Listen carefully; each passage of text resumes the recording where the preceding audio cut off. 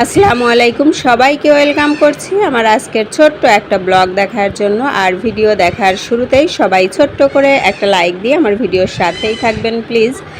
কই মাছ ধুয়ে নিয়েছি, তো কই মাছ কিন্তু অনেকক্ষণ ধোয়ার পরে তারপরে সাদা হয়। তো আমার যেহেতু হাতে ব্যথা, করতে পারছিলাম না বলে একটু গরম পানি এর মধ্যে দিব। গরম পানি দিলে কি হয়, মাছটা কিন্তু সাদা হয়ে যায় আর মাছের মধ্যে আরও যে ব্লাডগুলো আছে ওগুলোও কিন্তু বের হয়ে যায়।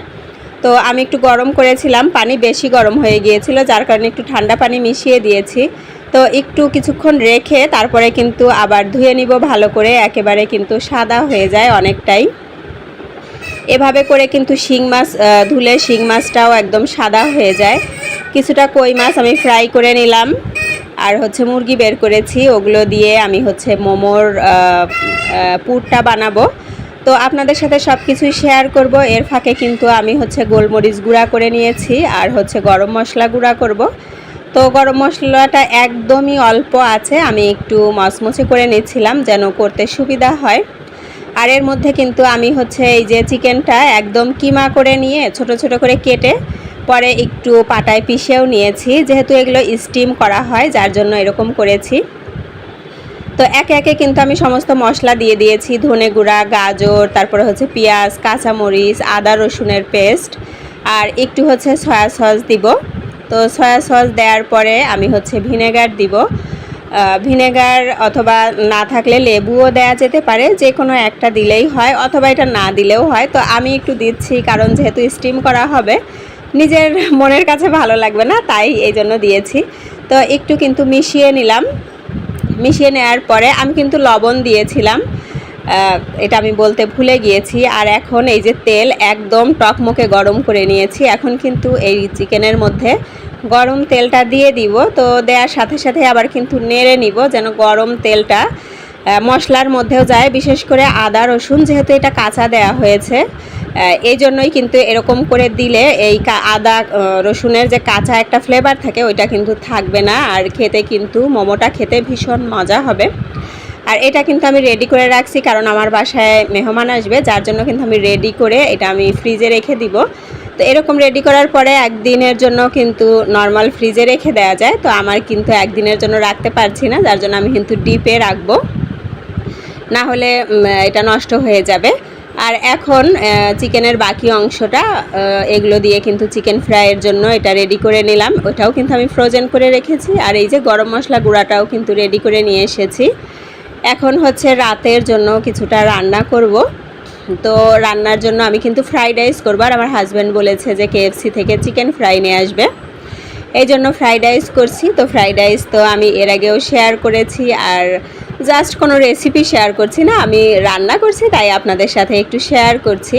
আমি কিন্তু ডিম দিয়ে আর গাজর, ক্যাপসিকাম এগুলো দিয়েই রান্না করব। এটা রান্না করতে আমার ভীষণ ভালো লাগে, রান্না দ্রুত হয়ে যায় আর খুব সোজা আমার কাছে মনে হয়, যে কম মশলা লাগে। চাইনিজ খাবারগুলো এমনিতে একটু কম মশলা লাগে, ভীষণ ভালো লাগে রান্না করতেও, সময় কম, ঝামেলা কম, মানে ঝটপট রান্না হয়ে যায়। তো এখন ভালো করে মিশিয়ে নিলেই কিন্তু আমার ফ্রাইড রাইসটা রেডি হয়ে যাবে। আর ওর বাবাও প্রায় চলে এসেছে, বলল কাছাকাছি চলে এসেছে। তো আসার পরে কিন্তু আমরা গরম গরম খেয়ে নিব, আর আমার বাচ্চারাও কিন্তু খেতে ভীষণ পছন্দ করে। Thank you. কেন চিলি চিকেনের জন্য থ্যাংক ইউ? আমি চিলি চিকেনের জন্য না, বাবা আমাদের পিঠে কয়েকটা তাল ফেলেনি বলে। তো বাবা তাল ফেলেনি? হ্যাঁ, থ্যাংক না ইউ। তো প্লেট টাকা একটা চিলি চিকেন খেয়ে দেখো, তুমি চিলি চিকেন খাওয়ার জন্য এত অস্থির, তাড়াতাড়ি নাও একটু টেস্ট করো। নাও তুমি নাও, একটা ক্যাপসিকাম নাও, সস আছে নিলে নাও, লেগেছে। খাও। আর আপনি রেখে দাও একটা, আমি জানো না এমন নাও যদি বা না, জলদি দিলে খেতে পারবো না। একটু খেয়ে দেখো, তারপরে একটু মুখে দিয়ে দেখো, এটা কাটা কাটা চামিচ নাও একটা, কেন নাহলে খেতে পারো, একটা হাত দিয়ে মুখে দাও, তাইলে দেখি তোমার রিয়াকশনটা কেমন। চটাচট, হ্যাঁ একটু কামড় দাও দেখি কেমন মজা। আচ্ছা খাও। ঠিক আছে খাও। খাওয়া দাওয়া শেষ, এখন কিন্তু আরও কিছু প্রস্তুতি বাকি আছে, সেটা আমি গরু মাংস বের করে নিয়েছি, ডাল ভিজিয়ে রেখেছিলাম। তো এগুলো দিয়ে কাবাব বানাবো, তার আগে তো এগুলো সেদ্ধ করে নিতে হবে। তো আমি ডাল আগে ধুয়ে পরিষ্কার করে নিয়েছি, মাংসটাও কিন্তু রেডি, মানে কিমা করে নিয়েছি, এখন সেদ্ধ দিয়ে দিব। আর আমি হচ্ছে সেদ্ধ করার সময় সব মশলা দিয়ে দিব। এখানে আমি কিছুটা আস্ত রসুন দিচ্ছি। তো রসুনটা যেহেতু গলে যাবে আর এটা তো আমি পরে বেটে নিব একটু, যার জন্য আস্ত রসুন দিলাম। অল্প পরিমাণে পেঁয়াজ দিব, কেননা পরে পেঁয়াজ বেরেস্তা দিব সেই জন্য। আর আমি হচ্ছে সব মশলা একসাথে দিয়ে সেদ্ধ দিব, এতে করে আমার কাছে মনে হয় যেন কাবাবটা খেতে বেশি ভালো লাগে। পরে যখন সেদ্ধ করে অনেকেই আছে কাবাব বানানোর সময় দেয়, ওটা আমার কাছে ভালো লাগে না, যার জন্য আমি কিন্তু এইভাবেই করি।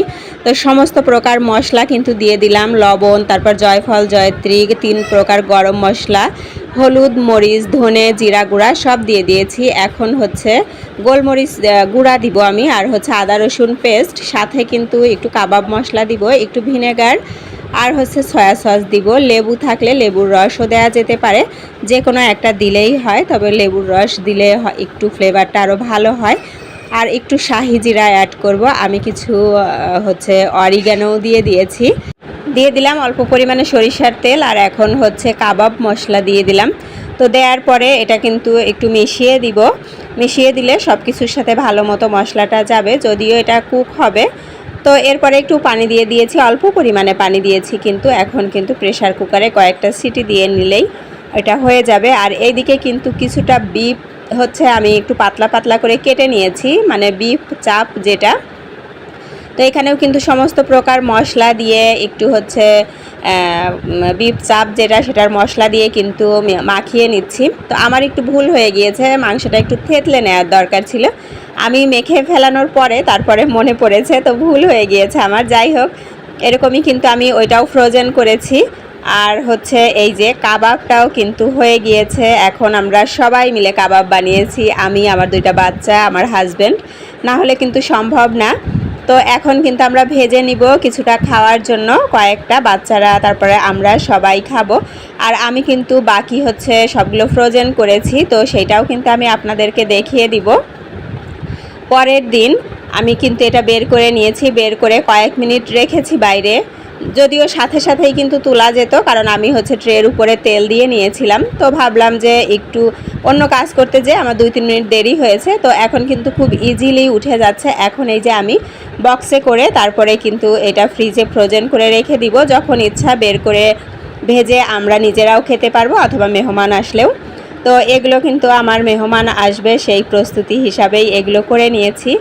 এরপরে রাতের বেলা এই যে মানে সব কাজকর্ম শেষ, বাচ্চা ওর প্রজেক্ট রেডি করছে, তো আমি লাস্টে এসে ওকে একটু হেল্প করছিলাম, ঝুড়িটা একটু সাজিয়ে দিলাম। এটা হচ্ছে ওদের প্রজেক্ট, যে সবজির ঝুড়ির মডেল তৈরি করতে হবে।